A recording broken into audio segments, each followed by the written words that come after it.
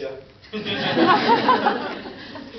If you're not a Quay user, let me just give you a statistic before I start and introduce myself.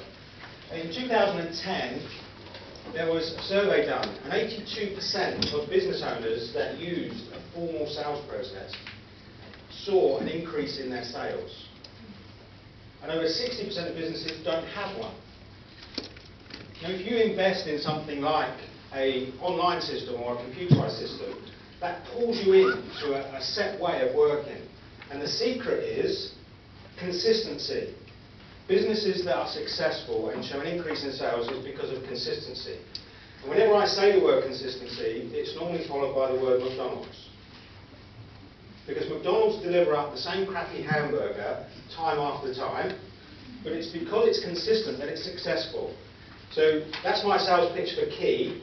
All I would say to you is if you don't have a formal system and a formal sales process, you're missing out. Statistics say that any business that does will be more successful. Right, so anyway, I've got lots of things I want to talk to you about this morning, and I've only got about 3 hours to do it. Is that right? Was it 3 hours? 35 minutes. So originally I was just going to do a bit of a warm-up this morning, and we were going to get some goal setting, but we're going to do that too.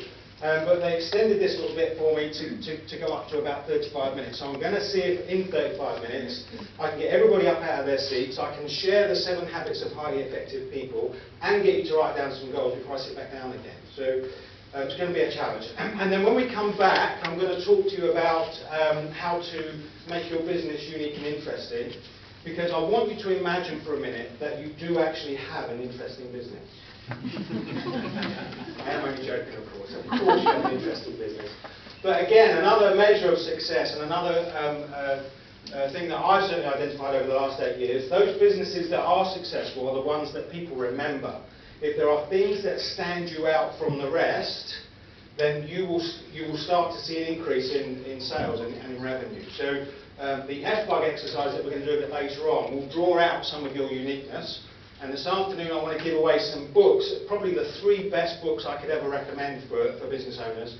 I'm going to give those away this afternoon to whoever comes up with the most unique strapline that they can take away with them. Right, so pens and papers, I want you to write something down. We've got like 2 minutes to write this down.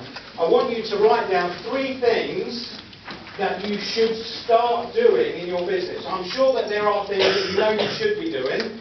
So I want you to write down 3 things that have been nagging you. You think, I should really start doing that. I don't do that right now, and I should really start doing it. So 3 things that you should start doing. Go on, be honest with yourself. 3 things you should start doing. If you're struggling with 3 things you should start doing, the next thing I'm going to ask you to write down is 3 things you should stop doing. Okay? Are there some things that you know that you're doing that you shouldn't be doing? Jeremy Carl is probably an example. Watching TV.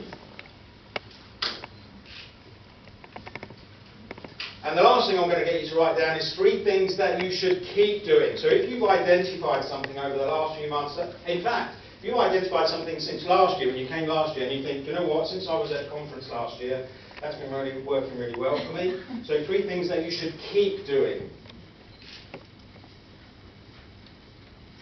It's all gone quiet.